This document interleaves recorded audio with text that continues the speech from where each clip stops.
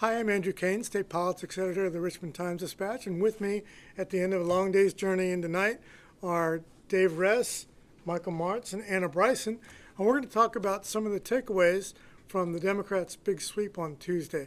Dave, what struck you about it? Pickup of 11 seats in the House of Delegates is something striking, yeah. it's, that's the big news. All right, Michael. It's 2017 all over again.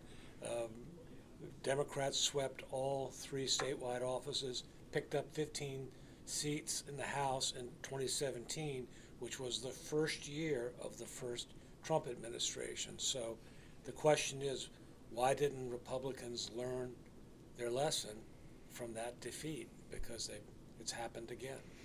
Anna, what struck you about tonight?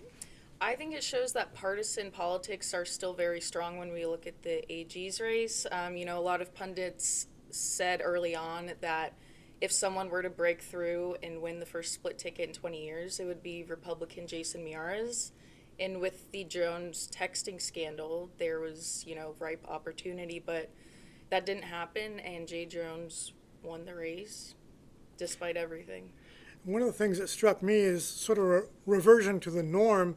Glenn Youngkin had won in 2021 by winning three of the big population centers.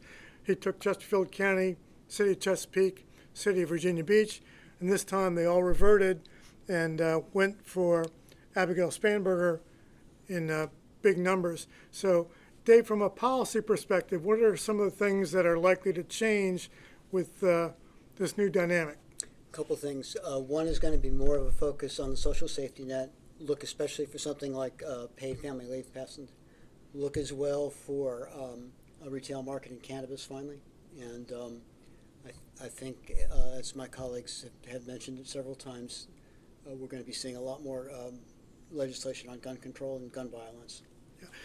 I think we'll also see tax reform, potentially a new upper bracket for high-income earners, and also the sales tax on services, some services, because they're going to need money to fill some big holes with Medicaid and the loss of federal funding. There's going to be a heck of a lot of fighting over energy, too. Yeah, and Anna, we're going to likely see a change about funding renovation of schools, right?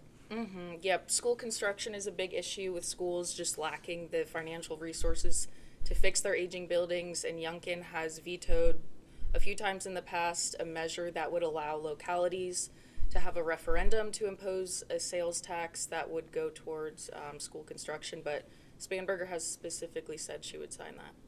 So this Democratic sweep tonight portends sweeping change in Virginia, and we'll be there to cover all of it. So I want to thank you for reading our coverage and encourage you to continue to do so in the Times-Dispatch and on richmond.com.